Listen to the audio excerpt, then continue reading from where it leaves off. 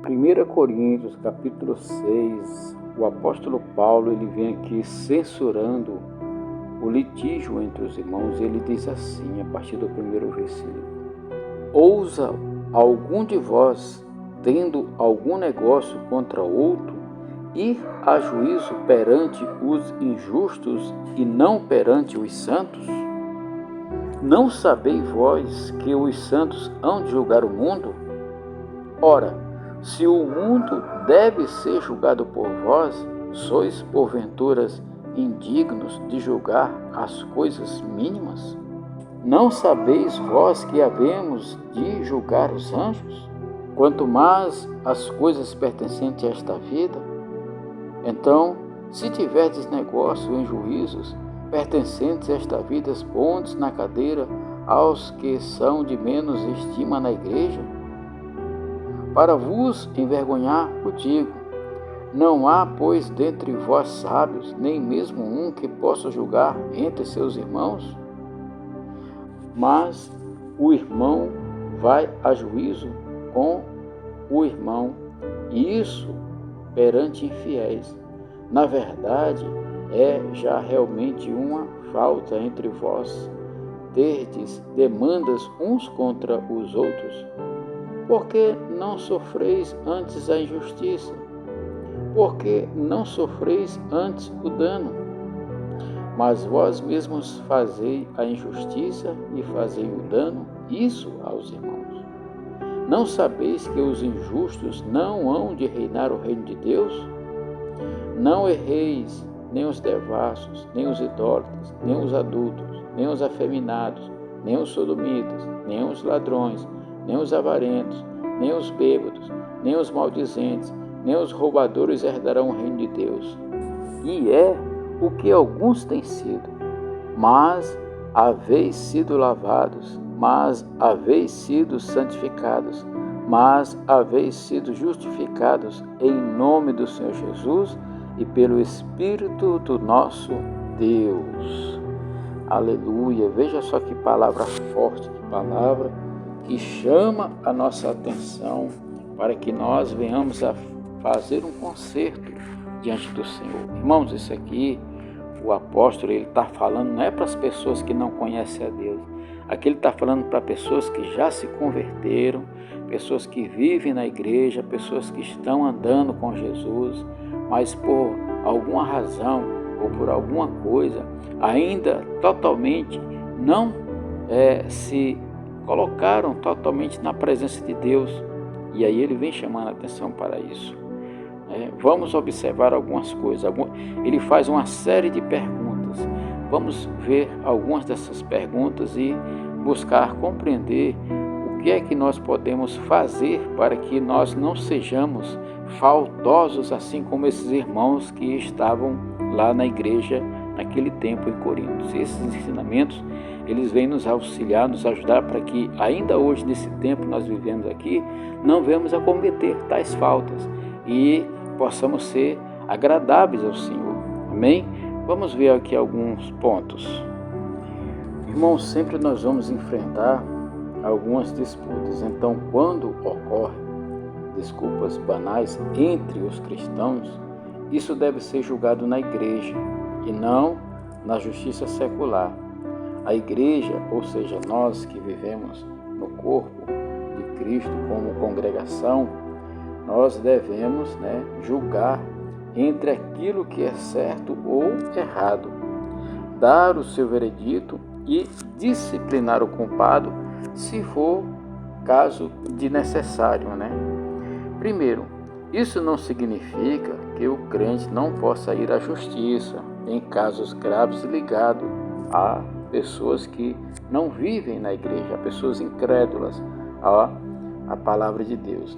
O próprio apóstolo Paulo, ele apelou ao sistema judiciário mais de uma vez, para tentar ganhar tempo e também tentar fazer aquilo com que ele possa não ser julgado apenas na igreja, mas ele queria, né, porque ele também tinha essa oportunidade. Você pode estar conferindo essas apelações do apóstolo em Atos 16, né, 37 a 39, e também em Atos capítulo 25, 10 e 12. Paulo não está dizendo tampouco que a igreja deve permitir que seus membros abusem ou maltratem ilicitamente os inocentes, como viúvas, crianças órfãos, ou mesmo crianças ou pessoas indefesas. Pelo contrário, o que o apóstolo Paulo fala em questão em que é difícil determinar quem tem razão, ou seja, na hora de fazer um julgamento, primeira coisa, devemos saber se essa disputa que nós estamos enfrentando é uma coisa apenas dentro da congregação, dentro da igreja, ou se aquilo que estamos fazendo é como alguma coisa em relação a trabalho, em relação a bens materiais, em relação a qualquer coisa, né, que a gente possa estar enfrentando uma questão judicial. Nós devemos buscar o nosso direito, né, perante cidadãos, né, perante pessoas que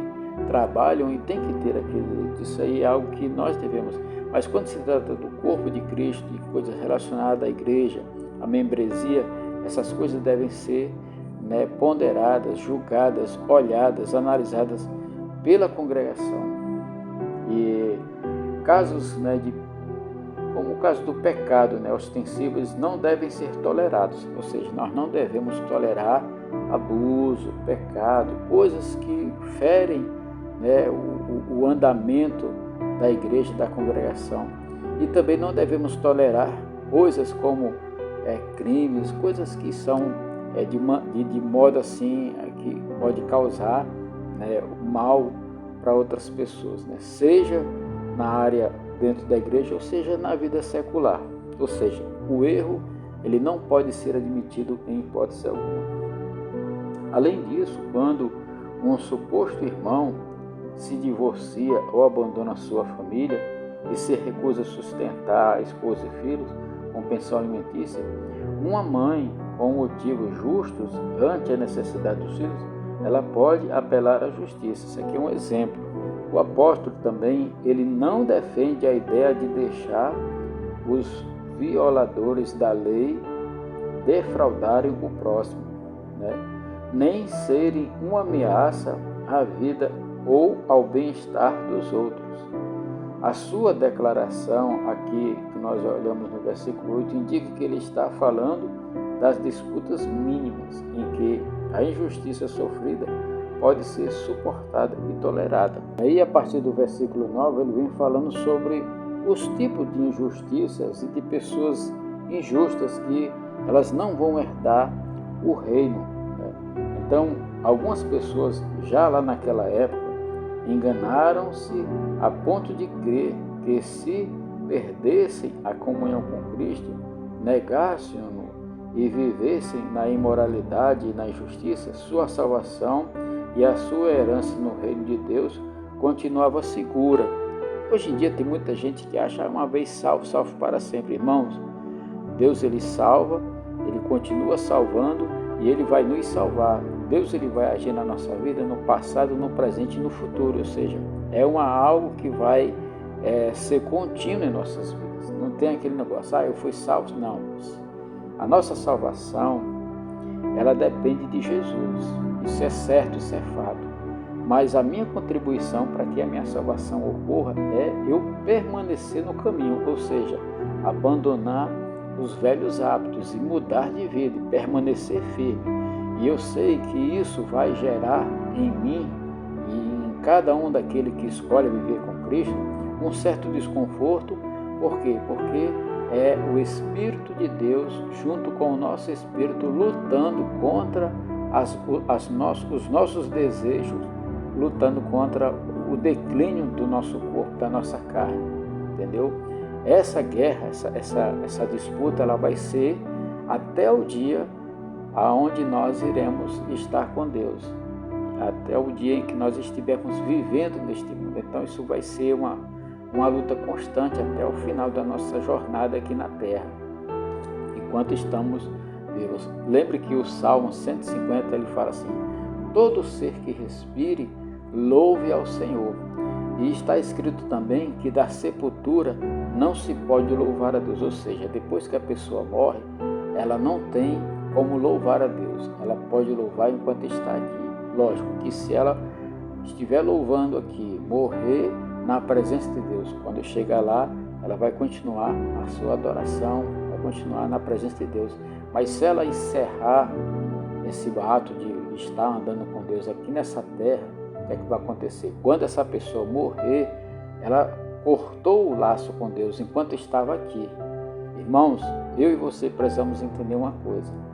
Enquanto nós estamos vivendo nesta face deste planeta, desta terra, enquanto nós estamos aqui respirando, essa é a oportunidade de eu, de você, de cada um de nós, manter a nossa vida diante do Senhor. É uma luta, todo dia, sabe? E ele vem falando aqui, ó. O apóstolo Paulo, no entanto, ele declara que a consequência inevitável do pecado habitual, ou seja, aquele pecado de estimação que cada um, às vezes, insiste em manter. E é a morte espiritual, ou seja, esse pecado de estimação que a gente não quer se libertar, ele para nós vai nos levar a uma morte espiritual. Isso até mesmo para uma pessoa que está ali na presença de Deus, se ele não abandonar o pecado, seja ele qual for, seja a natureza dele, porque, irmãos, existem várias naturezas de pecado. Tem coisas que nós temos que pedir orientação de Deus para saber se nós não estamos fazendo algo que separa, porque, olha só, o primeiro pecado que aconteceu no céu, nos céus, foi o orgulho, foi o primeiro pecado, não foi a mentira, sabe?